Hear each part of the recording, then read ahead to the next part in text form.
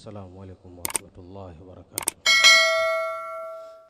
إن الحمد لله نحمده ونستعينه ونستغفره ونعوذ بالله من شرور أنفسنا ومن سيئات أعمالنا. من يهده الله فلا مضل له ومن يضلل فلا هادي له. وأشهد أن لا إله إلا الله وحده لا شريك له وأشهد أن محمدًا عبده ورسوله. يا أيها الذين آمنوا اتقوا الله حق تقاته ولا تموتن إلا وأنتم مسلمون.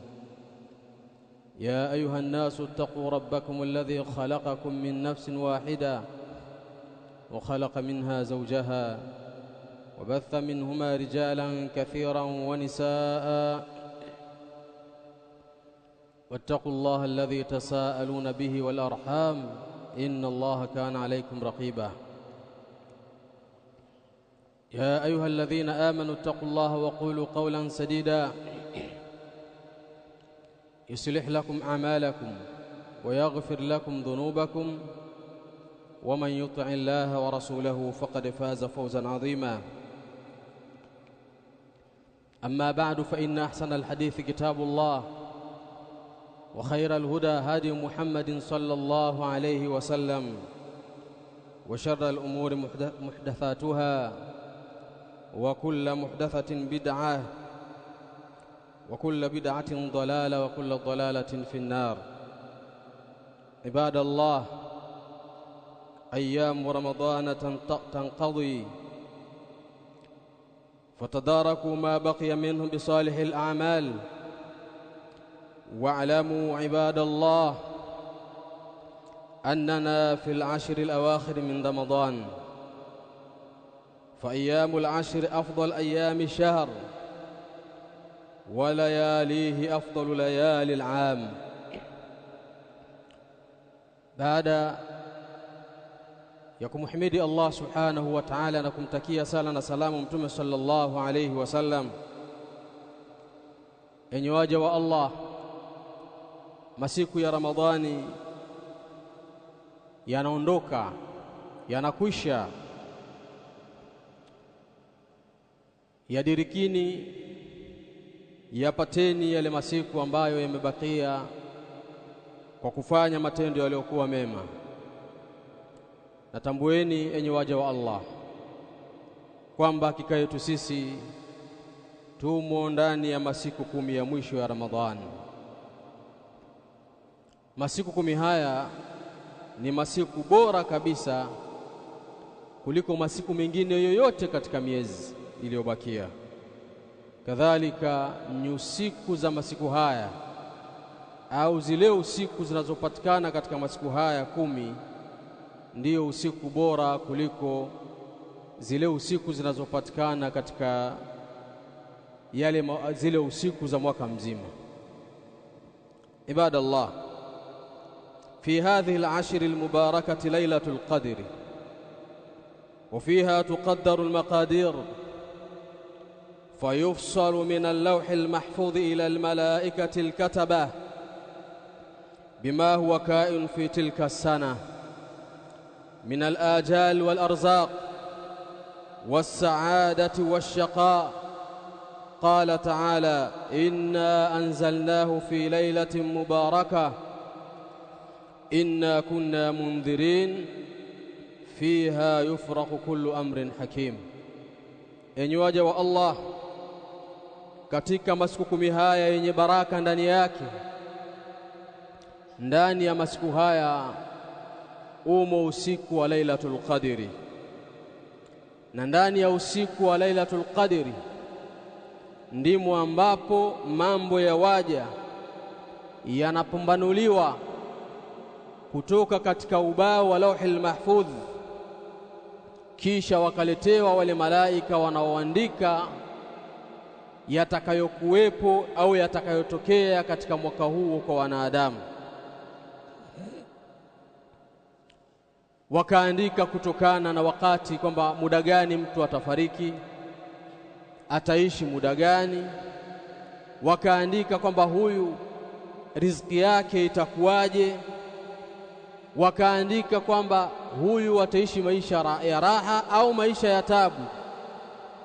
Haya yanakadiriwa na Allah subhanahu wa ta'ala ndani ya usiku wa Lailatul Qadr. Allah subhanahu wa ta'ala anasema, inna anzalnahu fi lailatin mubaraka, kwa hakika si vinginevyo tumeteremsha Qur'ani katika usiku wenye baraka. Inna kunna mundhirin, hakika yetu sisi ni waonyaji. Fiha yufraku kullu amrin hakim, ndani ya usiku huo hupambanuliwa kila jambo la mwenye hekima. Na usiku huu ndio usiku ambao baadhi ya Waislamu wamechukua haya wakayapeleka kwenye usiku wa nusu ya Shaaban, kama ambavyo tumekuwa tukieleza haya hapa kwamba usiku unaokusudiwa sasa ni usiku huu wa Lailatul Qadri na sio usiku wa nusu ya Shaaban. Wa hiya khairun min alf shahr, فالعبادة فيها أفضل وأعظم من عبادة 83 سنة خلت منها، شرفها الله على غيرها، وأنزل سورة من القرآن في شأنها، وابتدأ نزول القرآن العظيم فيها قال تعالى: إنا أنزلناه في ليلة القدر وما أدراك ما ليلة القدر ليلة القدر خير من 1000 شهر. Kadhalika usiku wa Lailatul Qadri ni usiku bora kuliko miezi 1000 kufanya ibada ndani yake. Yani yoyote ambaye atakayehuisha katika siku hizi na usiku hizi, na yoyote atakayehuisha ibada katika usiku wa Lailatul Qadri, basi atambue ya kwamba ibada ndani yake inakuwa ni bora zaidi, na mtu analipwa ujira maradufu zaidi kuliko ambavyo angelipwa katika usiku nyingine. Na usiku huu Allah subhanahu wa ta'ala aliposema khairu min 1000 shahr, maana yake ni wastani wa sawasawa na miaka 83. Yani fadla na ubora ambao anaupata yule ambaye atakaipata Lailatul Qadri ni sawa na yule ambaye amefanya ibada katika miaka 83. Allah subhanahu wa ta'ala akawa ameufadhilisha na kuufanya bora usiku huu wa Lailatul Qadri kuliko alivyofanya katika usiku nyingine katika miezi mingine. Kadhalika Allah subhanahu wa ta'ala kuishia hapo akateremsha sura kamili, sura ambayo inaitwa Suratul Qadr, sura inayokuja kuelezea usiku huu wa Lailatul Qadr kuhusiana na jambo lake na ule ubora wake. Kisha Allah subhanahu wa ta'ala akaelezea namna ambavyo Qur'ani ilivyoshuka katika usiku wa Lailatul Qadr. Allah subhanahu anasema, inna anzalnahu fi lailatul qadr, kwa hakika tumeiteremsha Qur'ani katika usiku wa Lailatul Qadr. Wama adraka ma lailatul qadr, nini kitakujulisha usiku wa Lailatul Qadr?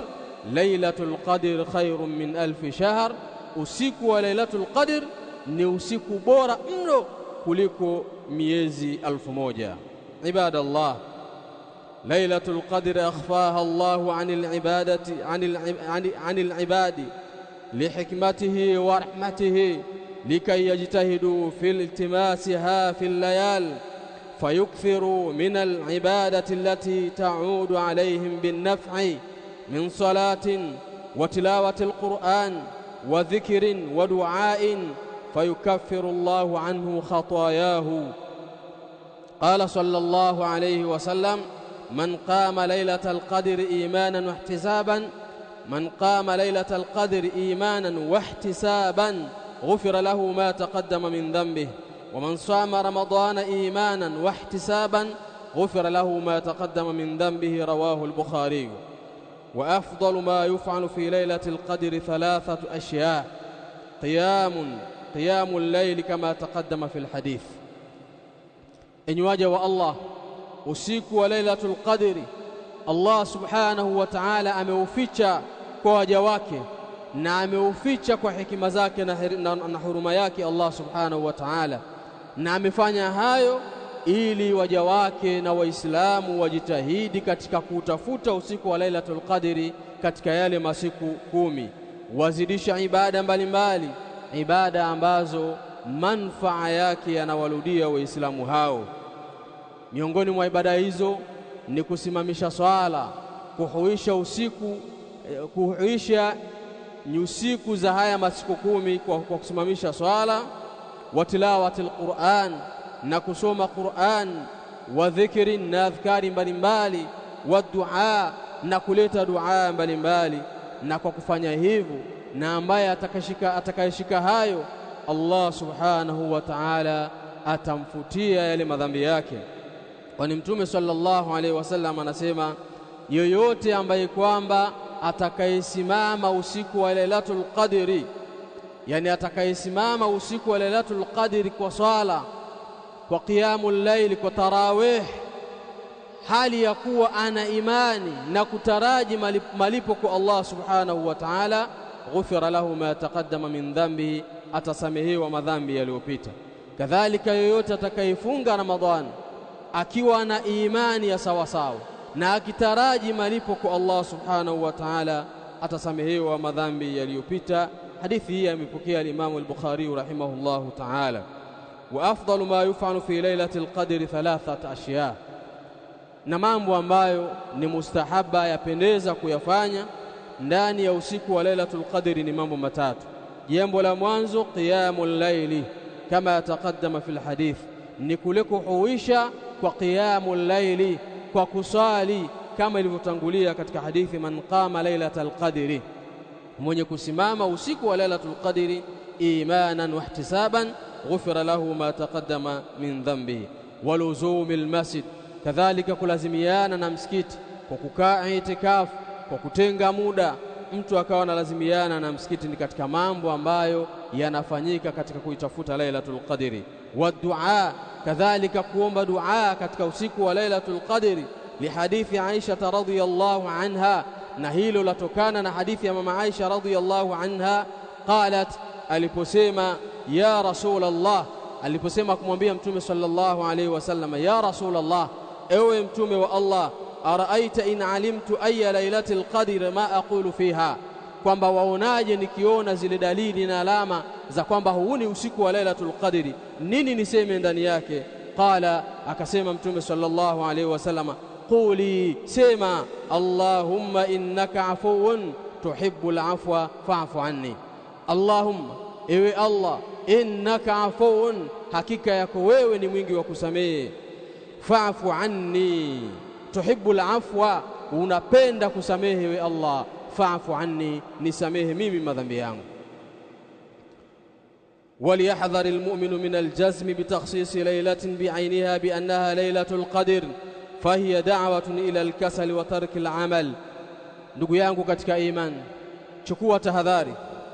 chukua tahadhari ewe Muislamu kwa kukata moja kwa moja na kuhusisha kwamba usiku wa Lailatul Qadri ni usiku fulani.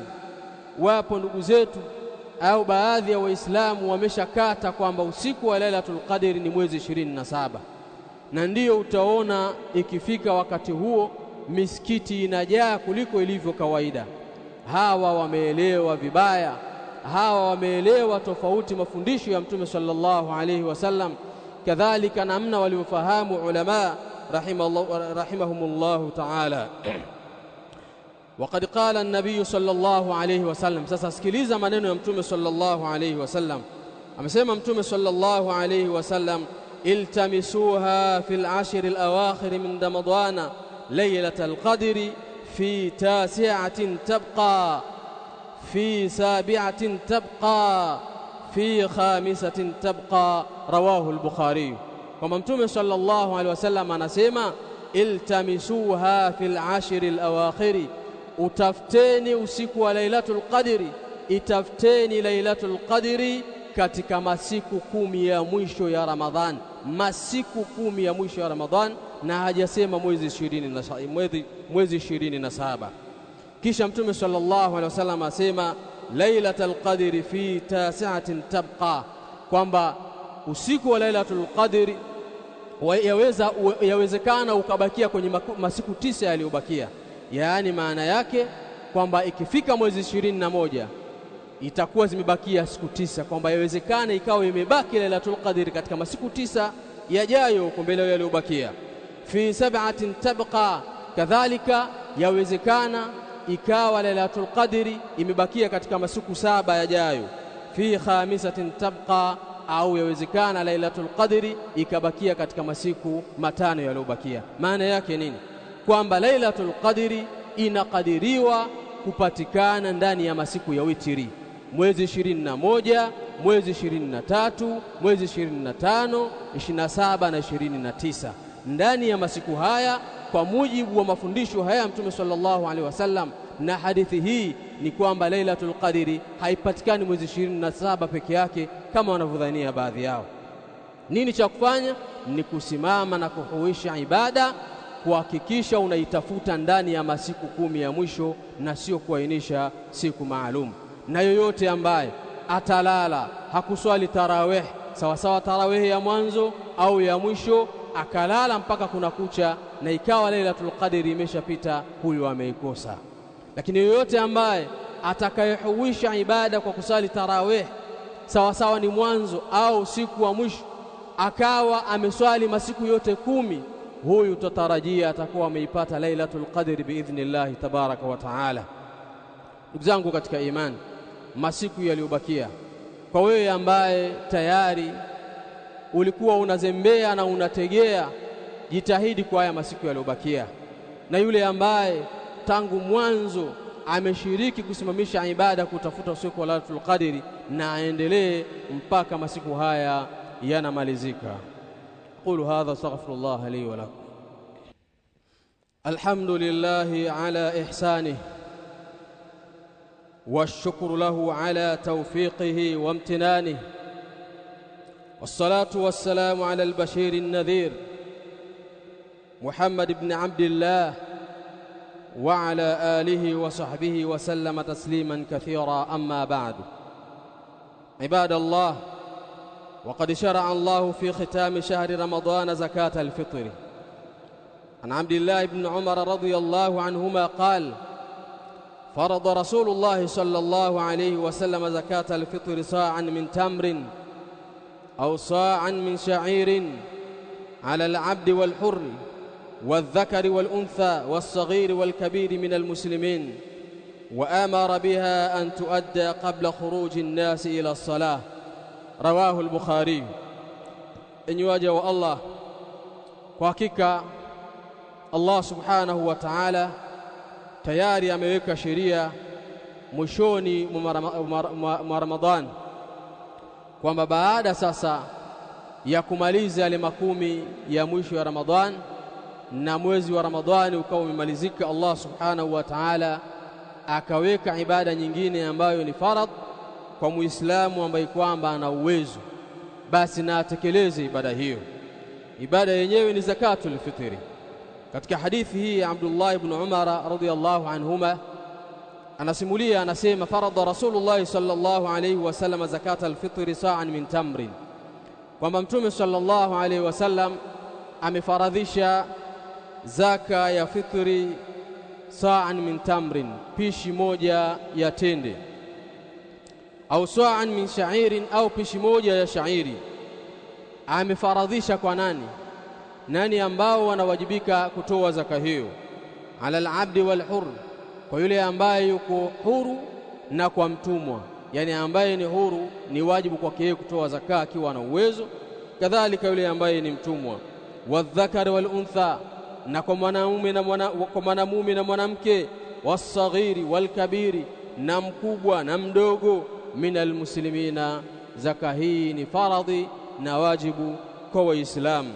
Wa amara biha, na akaiamrisha zaka hiyo, an tuadda qabla khuruji nnasi ila sala, itolewe kabla ya watu kutoka kwa ajili ya sala. Ibadallah, katika hadithi hii yametajwa mambo kadha wa kadha, na sisi tutajaribu kugusia baadhi ya yale ambayo kwamba ni ya muhimu. Kwanza, Mtume sallallahu alayhi wasallam amefaradhisha zaka hii kwamba ni faradhi, ni lazima kwa yule ambaye ana uwezo.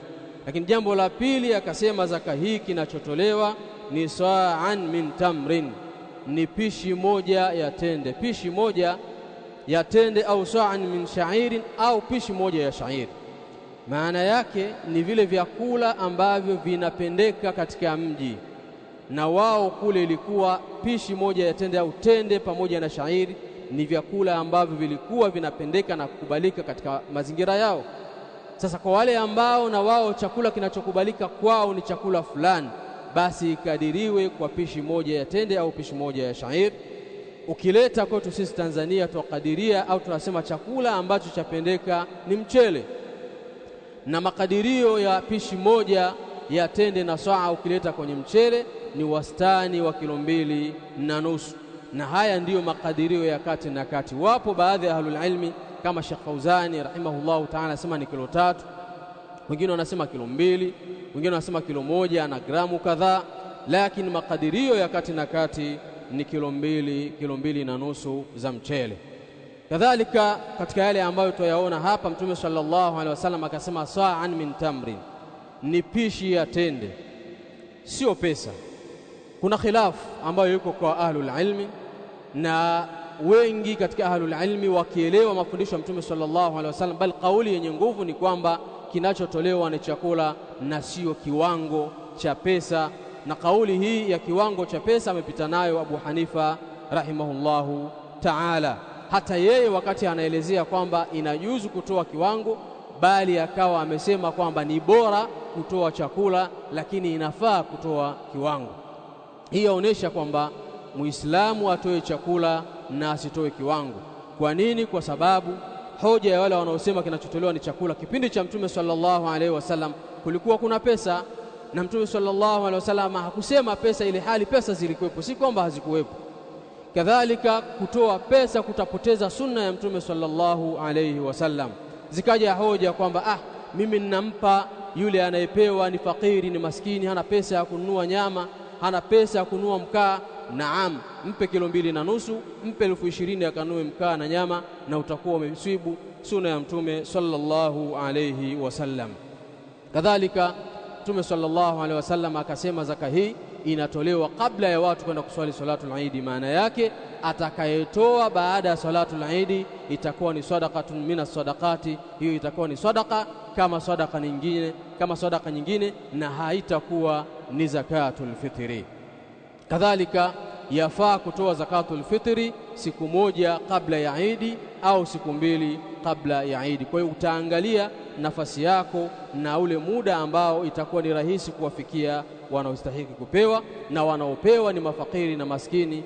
Na lengo kubwa la zakatul fitri, kwamba lengo kubwa la zakatul fitri ni tuhratun lisaim, ni kumtoharisha na kumsafisha yule mfungaji kutokana na machafu katika maneno na baadhi ya makosa ambayo ameyafanya wakati anafunga. Zaka hii iweze kumtahirisha. Kadhalika tu'matun lilmasakin, limewekwa zaka hii kwa ajili ya kuwalisha maskini, kwamba siku ya Eid kila mmoja afurahi kwa kula, isiwe baadhi wanafurahi kwa kula mabiriani na mapilau alafu wengine wanahuzunika hawana chochote cha kula siku ya Eid. Allahumma waffiqna liqiyami lailatul qadri idha kanat lam tamdi warzuqna fiha 'azima al-ajri wa idha kanat madat faj'alna mimman wuffiqu liqiyamiha wa taqabbalha minhum warzuqna fiha 'azima al-ajri. Allahumma taqabbal minna as-siyama wal qiyam. Subhana rabbika rabbil 'izzati amma yasifun. Hii ni Wajawema Online TV. Hapa ni elimu tu.